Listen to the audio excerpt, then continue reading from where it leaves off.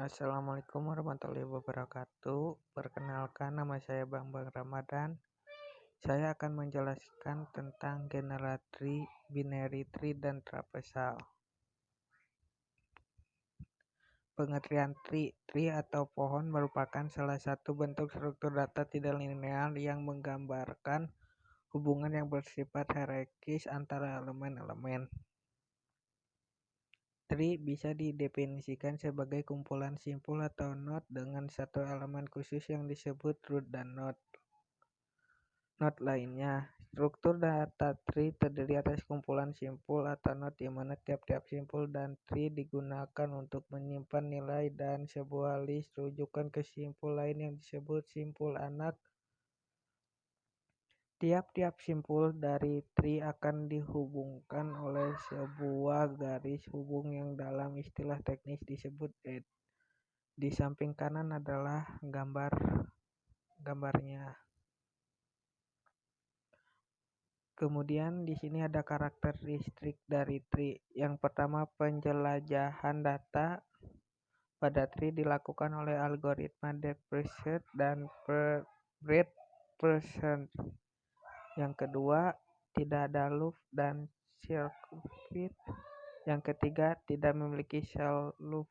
Yang keempat dan terakhir disusun dalam model hierarki. Di sini ada beberapa istilah pada tree. Yang pertama, prosesor adalah node yang berada di atas node tertentu. Successor adalah node yang berada di bawah node tertentu. Ancestor, seluruh node yang terletak sebelum node tertentu dan terletak pada jalur yang sama.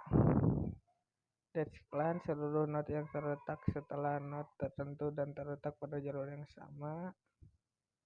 Parent, prosesor satu level di atas suatu node. Child, successor satu level di bawah suatu node.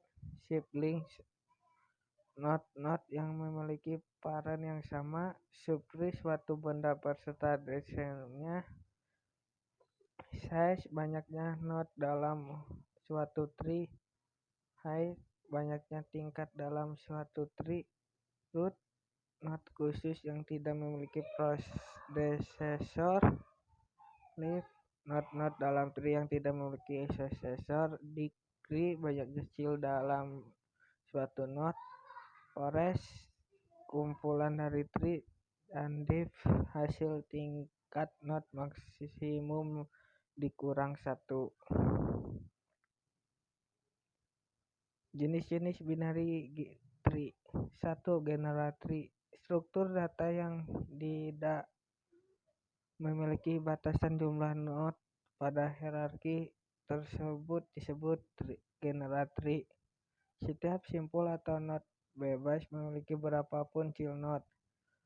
Tree jenis adalah subset dari semua jenis tree. Yang kedua, binary tree.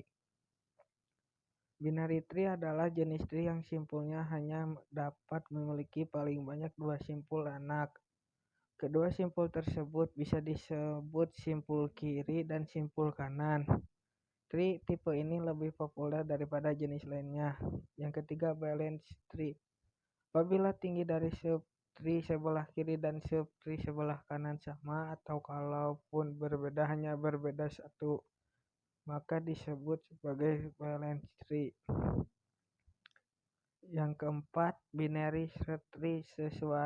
Sesuai dengan namanya, binary tree digunakan untuk berbagai algoritma pencarian dan pengurutan.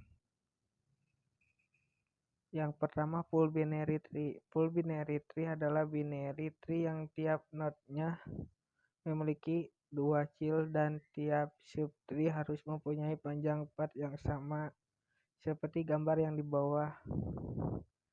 Kemudian ada binary tree. Binary tree adalah tree dengan syarat bahwa tiap node hanya boleh memiliki maksimum 2 subtree dan kedua subtree tersebut harus terpisah.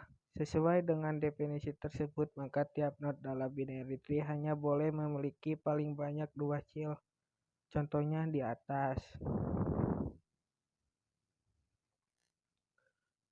Untuk menjalankan operasi pada tree tersebut ada 10, yaitu create. Create digunakan untuk membentuk binary tree baru yang masih kosong. Kemudian ada clear. Clear digunakan untuk mengosongkan binary tree yang sudah ada. Ketiga ada empty. Empty digunakan untuk memeriksa apakah binary tree masih kosong. Keempat ada insert. Insert digunakan untuk memasukkan semua node ke dalam tree. Kelima ada retrieve. Retrieve digunakan untuk mengetahui isi dari node yang ditunjukkan pointer current dengan syarat tree tidak boleh kosong. Keenam ada find. Find digunakan untuk mencari root, parent, leaf, child, atau red child dari suatu node dengan syarat tree tidak boleh kosong. Ketujuh ada update. Update digunakan untuk mengubah isi dari node yang ditunjuk oleh pointer current dengan syarat tree tidak boleh kosong. Kedelapan ada delete sub. Delete sub digunakan untuk menghapus sebuah subtree node beserta seluruh descendant-nya yang ditunjuk pointer current dengan syarat tree tidak boleh kosong. 9 ada karakteristik. Karakteristik digunakan untuk mengetahui karakter dari suatu tree, yakni size, height, serta verse-length-nya. 10 ada traverse. Traverse digunakan untuk mengunjungi seluruh node-node pada tree masing-masing sekali. Tree traversal. Tree traversal merupakan sebuah kunjungan yang berawal dari root mengunjungi setiap node dalam tree masing-masing sekali. Kunjungan atau traversing dapat dilakukan dengan 3 cara, yaitu pre-order, in-order, dan post-order. Pre-order. Algoritma pre-order yang pertama mencetak info pada node yang dikunjungi, kedua mengunjungi cabang kiri, ketiga mengunjungi cabang kanan. Yang kedua in-order. Algoritmanya mengunjungi cabang kiri, mencetak info pada node yang dikunjungi, dan terakhir mengunjungi cabang kanan. Yang terakhir post-order.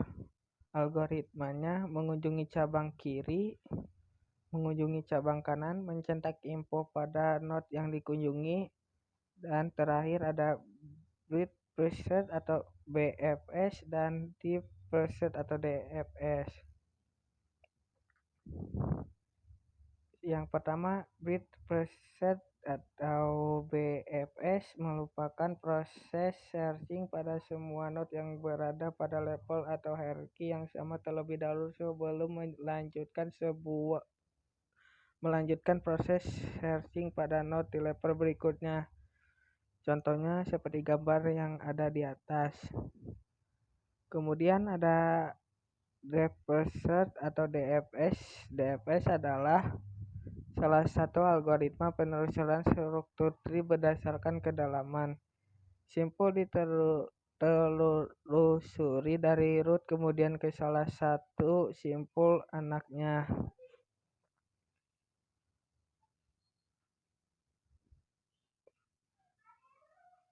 Maka penelusuran dilakukan terus melalui simpul anak pertama dari simpul anak pertama level sebelumnya hingga mencapai level terdalam. Contohnya seperti gambar di atas. Di sini fungsi dan kegunaan tree. Yang pertama, dalam kehidupan nyata, struktur data tree membantu dalam pengembangan game. Kedua, membantu mengindeksan pada database. Yang ketiga, Scheme Tree adalah tool yang biasanya digunakan dalam analisis keputusan. Metode ini memiliki struktur seperti diagram alur yang membangun untuk memahami data. Keempat, ada domain name server juga menggunakan struktur data tree. Dan yang kelima, kasus penggunaan tree yang paling umum adalah situs jejaring sosial seperti Facebook, Instagram, Twitter, dan lain-lain. Di sini keunggulan struktur data tree. Yang pertama, memungkinkan subtree untuk dipindahkan dengan usaha yang minim. Kedua, mencerminkan hubungan data secara struktural struktural, menawarkan operasi pencarian dan penyisipan yang efisien. Keempat, tree sangat baik digunakan untuk membuat hierarki data. Dan yang terakhir adalah kelemahan struktur data tree. Yang pertama, dapat melumpuhkan semua jaringan. Dua, pengelolaan yang tergolong sulit, biaya yang lebih banyak. Empat, memiliki konfigurasi dan perawatan yang sulit.